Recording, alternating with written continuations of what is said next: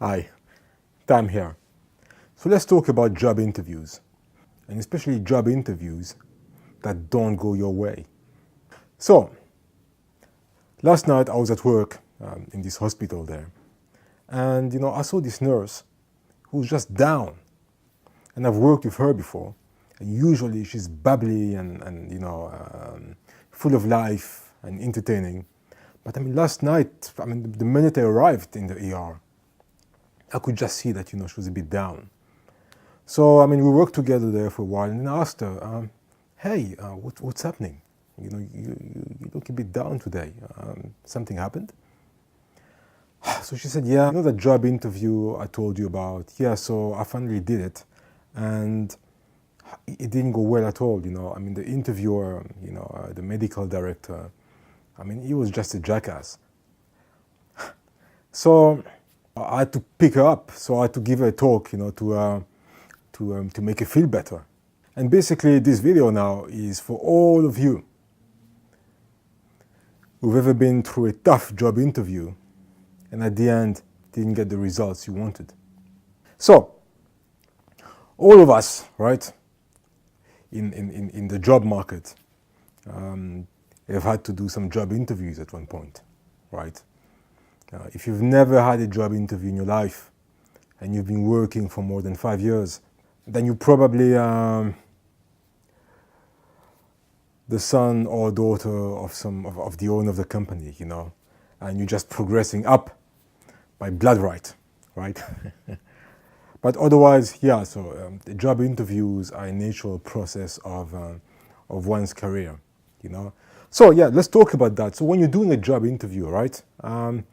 There's two outcomes, right? It's either it's good they hire you or it's bad they don't hire you, right?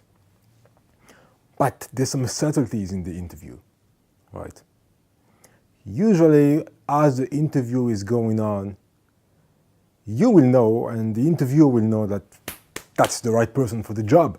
So the interview might even finish earlier than usual, or it might deviate from the technicality of the position, and then you might just talk about friendliness, about friendly stuff and social stuff, and that you've bagged it basically, And then usually when you make it in your interview, they will tell you straight away.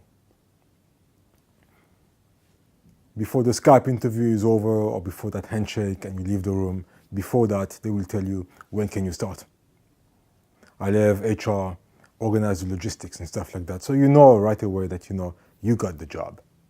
Yeah, So that's the outcome number one. They hire you on the spot, you've got the job.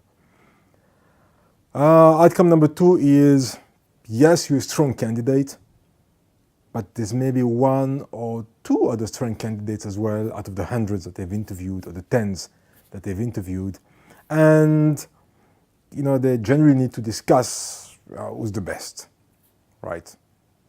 So they will tell you, we'll let you know, and then they will discuss, and then they might even call somebody else. So usually if they don't tell you right away that you've got the job, they might discuss it between themselves and then vote and make a choice and then choose you, right? Or they might want to put you on ice. You're very good, but they're thinking about another candidate that they feel is better. Or the interviewer is thinking about a candidate that he or she feels is better. So they put you on ice. They're trying to get that candidate as a number one pick into the job. And if that candidate declines or gets a better offer somewhere else, then they revert back to you and they give you the job, right? That's not the best position to be in because you're like the number two choice, and that's not great, but you're in. And then of course, the final outcome is they don't want you. You didn't please them, you didn't impress them. They feel that they're a strong candidate, And there's two different options.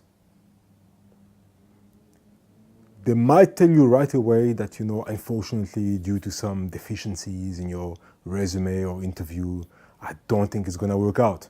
Now, that would be the most honest and genuine approach you know, and the most appreciative approach as well for the person for the candidate, right? But they will rarely do that. I mean, it's rare that an interviewer will tell you face to face that, no, I'm sorry, but I don't think that's going to work out. They will always tell you, okay, it's been a pleasure, we'll keep in touch. And then some few days later, or usually the following day, HR will let you know that, no, I'm sorry, but your application wasn't successful. If they respect you and they are polite, you know, if their business ethics is not really all that great, they will just choose somebody else and they'll never speak to you. They'll never call you, they'll never let you know anything. And then you're just going to understand for yourself that, well, I didn't get the job, they didn't call me back, right? And the reason why they will never really tell you face to face that you didn't get the job, or right away that you didn't get the job, is because they always want to allow themselves the luxury of maybe reverting back to you in case candidate 1, 2, 3, 4, 5, 6, 7, 8, 9, 10, you've all declined the job. So yeah, so you know, this is how it works. So now let's go to not succeeding your job interview. And this is what I told this nurse, you know, last night. And that's a message I'd like to give to all of you out there who've ever done a job interview and the interview didn't go your way, you know. I mean, look, that happens to everybody. You shouldn't take it personal, you know. You failing a job interview. First of all, I mean, the term failing a job interview, I mean, you cannot fail a job interview, you know, but you not getting the job from a job interview doesn't mean anything about your capabilities, your skills, your experience. No, not at all. It simply means that according to them, they feel that candidate A would be better suited to work for them as opposed to candidate B, yourself. You know, so don't worry about it at all, right? I mean, think of it this way. A certain organization, a corporation, is looking for a scientist, right? A physicist. Stephen Hawking shows up. Albert Einstein shows up as well. I mean, you know, hypothetically speaking. They're only looking for the one person. So yeah, if they take Stephen Hawking, it's because they feel that Stephen Hawking is more suited to the position. It doesn't mean that Albert Einstein is a bad candidate, right? And the same applies when people audition for movies. They're looking for the one person to play the one role, right? Now, again, hypothetically speaking, they are auditioning a certain number of actors, right? And 2 or 3 or 4 very good actors are showing up, right? So let's say Meryl Streep and Kate Blanchett are of the same age, right? I mean, for the sake of the argument, right? So Meryl Streep and Kate Blanchett are of the same age. They're going for that audition. And they end up giving the job to Kate Blanchett, right? It doesn't mean that Meryl Streep is a bad actress. No. It just means that in their eyes, they feel that Kate Blanchett might be better suited for the role, right? But I don't think that Meryl Streep will be devastated and think, oh, I'm such a bad actress, I need to do better. No, right? So, I mean, if you're not making it in your job interview, take it this way. It doesn't mean anything negative about yourself.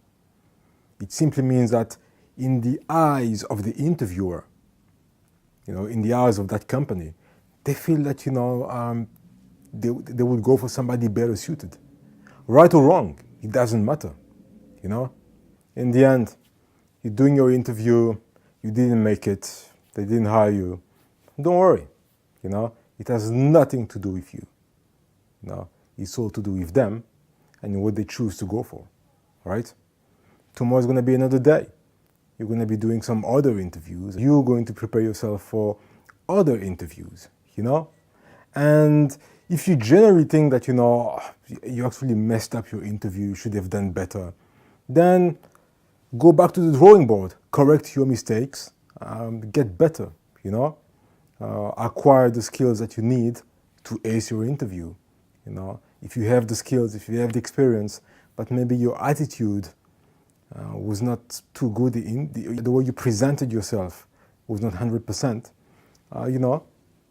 go back to the drawing board and improve in front of the mirror, right?